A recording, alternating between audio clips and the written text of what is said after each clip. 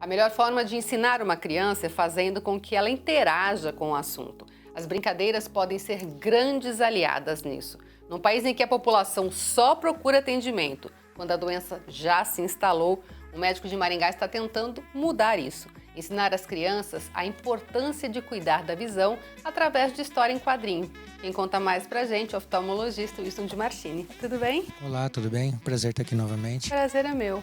Bom, como é que surgiu essa ideia de levar uma área que, em princípio, é meio afastada da garotada, né? Para as crianças. Exatamente. Eu não conheço outra forma de historinhas como essa que eu estou criando, com esse objetivo de levar esse conhecimento, não só para as crianças, mas para as famílias, para o núcleo onde ele está inserido, né?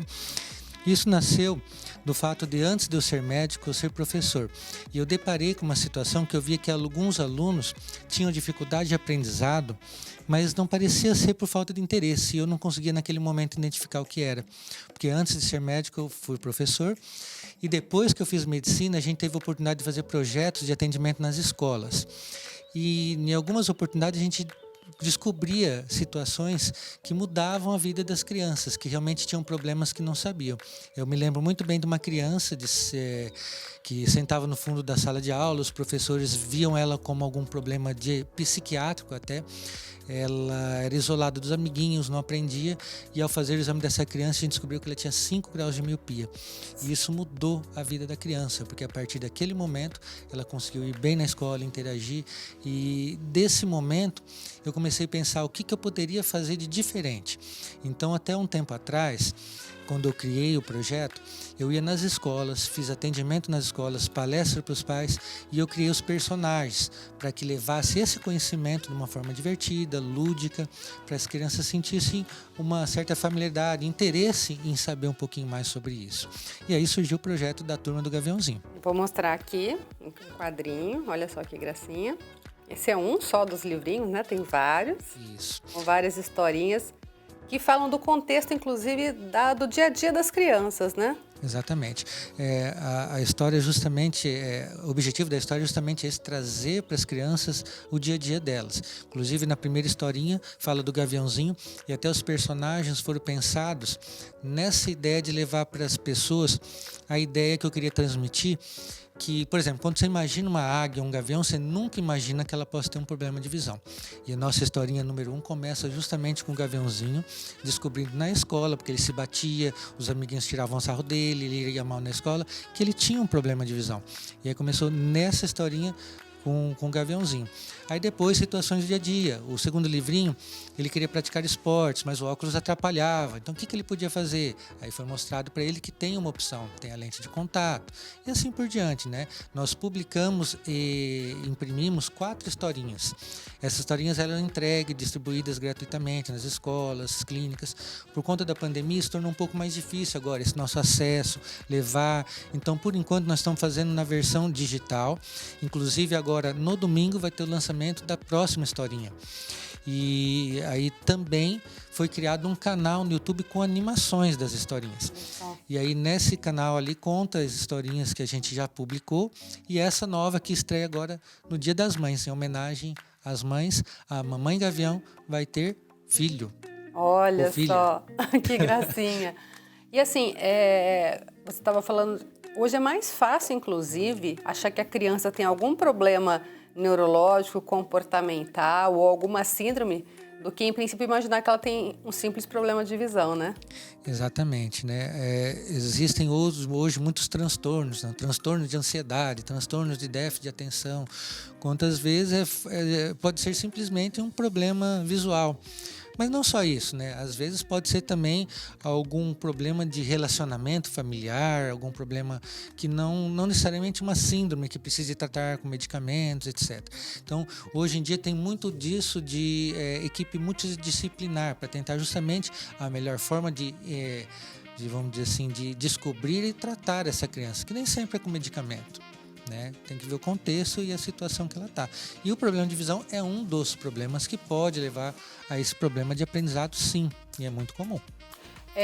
Para a criança é mais difícil, inclusive, de entender que ela não está enxergando, principalmente se ela já vem numa evolução, né? Se ela, desde pequenininha, já teve problema, então ela tem dificuldade de entender que aquela visão que ela tem não é a melhor visão que ela poderia ter. Exatamente, perfeito o que você comentou agora, Elaine.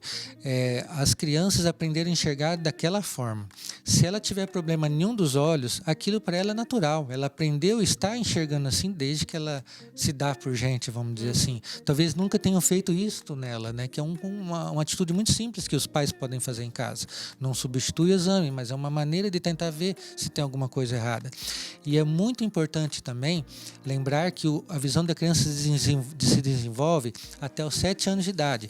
E se tiver algo que atrapalhe esse período, vai levar como consequência para o resto da vida da criança. Olha só. Tá? Por exemplo, se a criança tiver 5 graus de olho, eu sempre dou esse exemplo. Se a criança tem 5 graus no olho e no outro não tem nada, esse olho não desenvolve. E se passar dos 7 anos, chega lá com 10 anos de idade, para a gente tratar, aquele olho nunca mais vai ser bom como poderia ter sido se tivesse sido tratado a tempo. E deve ser muito complicado para um médico pensar, né? Puxa vida, se tivesse chegado antes no consultório, se tivesse feito um exame lá, mesmo quando achava que não tinha nada, poderia ter evitado um problema maior, né? Isso também é um dos motivos que me fez pensar no que eu poderia, de que forma eu poderia agir.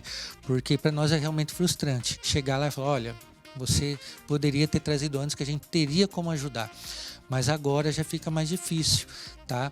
E o que faz isso? Muitas vezes são famílias até esclarecidas, mas é falta de informação. Às vezes não tem aquele conhecimento que para nós é básico, né? Nós como oftalmologistas, mas que no dia a dia, com outras atividades, outros conhecimentos, muita informação por aí, acabam não se atentando a esse tipo de informação.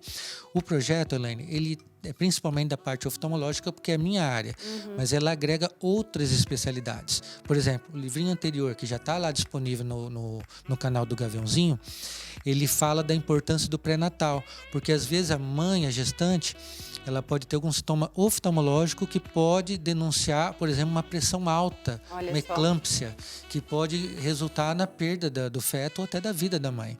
Né? E também porque o exame pré-natal é importante para prevenir doenças que vão comprometer a saúde da criança, não só dos olhos, mas a criança de uma forma geral.